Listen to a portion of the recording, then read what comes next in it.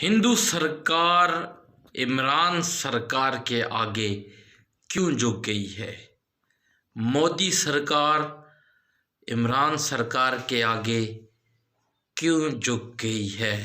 एक बहुत बड़ा सवाल है।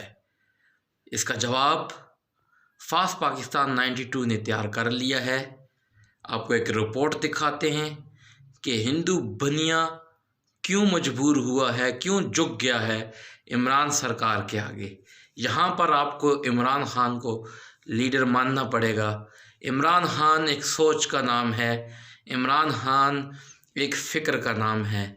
इमरान खान ने उस ख्वाब को हकीकत में बदल दिया है जो ख्वाब उसने 1992 में पाकिस्तान को वर्ल्ड कप की सूरत में दिया। इसी तरह उसने डोनेशन करके अपने तमाम माल व सबाब खर्च करके कैंसर का हॉस्पिटल बनाया, शौकत खानम हॉस्पिटल के नाम से। और आज जो हिंदू बनिया पहले कभी इस तरह नहीं झुका पाकिस्तान के आगे, आज हिंदू बनिए को झुकने पर मजबूर कर दिया।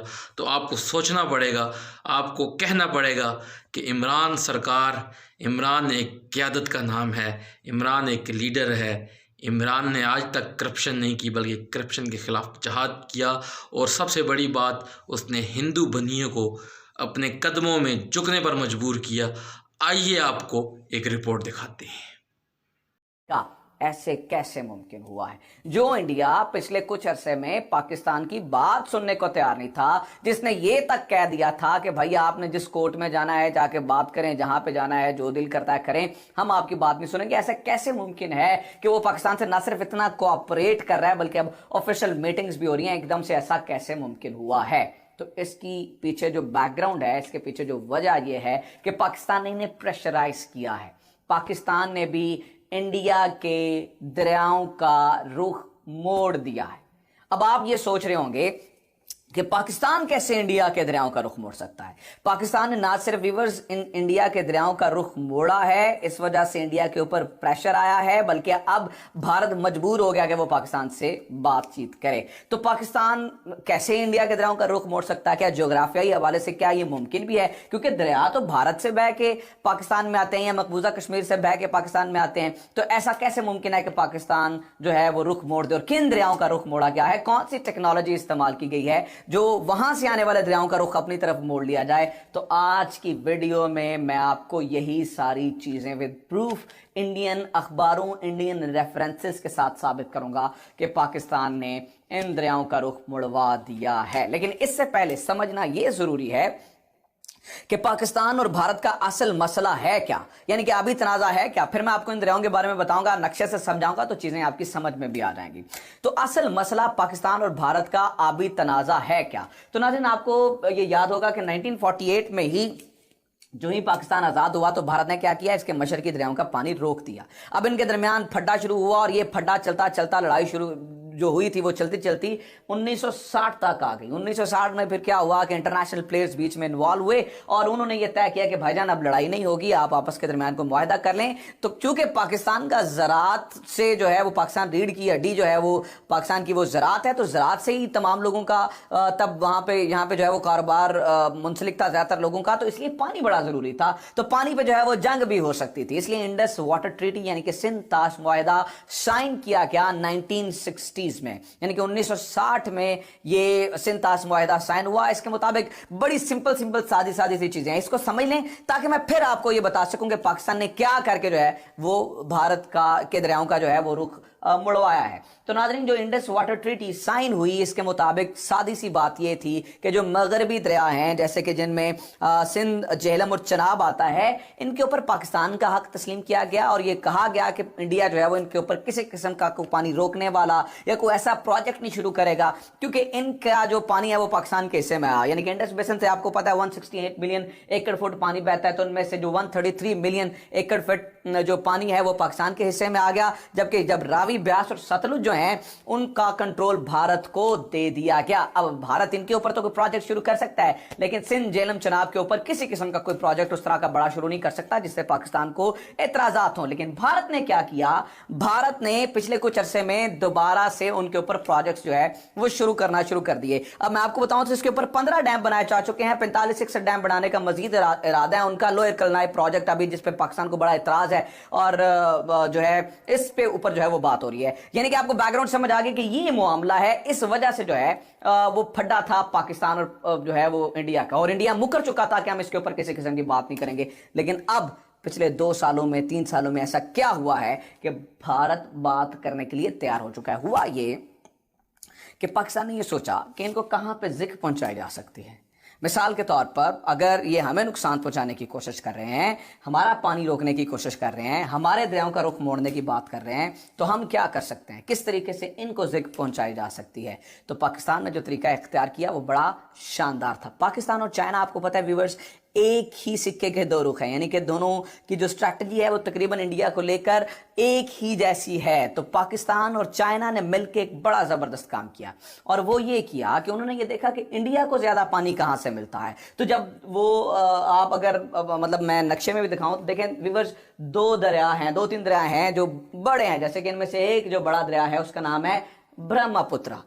अब इस दरिया की जो मंबा है, जो बेस है व्यूअर्स, वो चाइना से आती है, यानी कि तिब्बत के इलाके से ये दरिया यहां से निकलता है। अगर आप इसका ट्रैक देखें, ये दरिया यहां से निकलता है, यहां से होता फिर पहले इंडिया के इस रियासत में, फिर नीचे यहां से बांग्लादेश आ जाता है। तो यकीनी तौर पर इसका जो मंबा है वो, या फिर एक और दरिया है जो कि चाइना यानी कि तिब्बत के इलाके से निकलता है, वो यहां से निकलता है, फिर यहां से होकर, उसका नाम है गंगीस।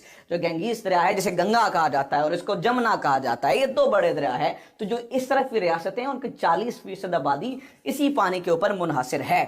तो पाकिस्तान ने चाइना के साथ मिलकर यह किया कि अब उन्होंने कहा कि अगर ये हमें यहां से तंग करते हैं तो फिर इन्हें पकड़ा जाएगा ऊपर से।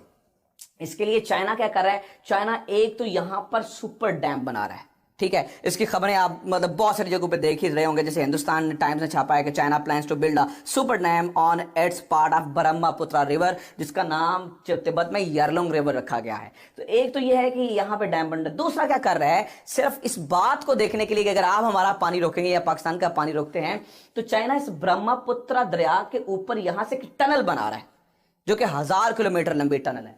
वो टनल, और वो भी डेफिनेटली पाकिस्तान से, क्योंकि ये दोनों एक ही किस्म की पॉलिसीज बनाते हैं, तो वो यहां से टनल बना के वो क्या करेगा, यिनजियांग में ले जाएगा, जिसकी खबर मैं आपको इंडियन अखबार से बता देता हूं। द हिंदू छापता है, China plans 1000 kilometre tunnel to take Brahmaputra water to Yinjiang report. वो कहते हैं कि चाइना यहां से 1000 किलोमीटर की टनल बना रहा है, जो यहां पर जो है वो यिनजियांग में चले जाएगी, जहां पे डेजर्ट है। और ये टोटल वो अमेरिका वाला फार्मूला तैयार कर रहे हैं, जहां पे उन्होंने जो है वो अपना पानी जो है वो टनल के जरिए यहां पे ले गए थे। अब इसी तरह से एक और खबर सुन लें, वो द प्रिंट ने छापी है, वो आप कुछ तस्वीरें भी इसके साथ देख रहे हैं। प्रिंट कहता है, images show China may be using a secret tunnel to divert Brahmaputra water into desert. यानी कि वो ये कहता है कि ब्रह्मपुत्र का जो पानी है वो यहां से लेके उधर जाया जा रहा है। तो this is the same strategy जो चाइना इस्तेमाल कर रहा है, या चाइना जिसके ऊपर अमल पैरा हो रहा है। वो ये कह रहा है कि अगर आप यहां से जो है वो पानी रोका जाएगा, तो उसने ये ब्रह्मपुत्र उसने पकड़ा है इंडिया को यहां गर्दन के ऊपर से,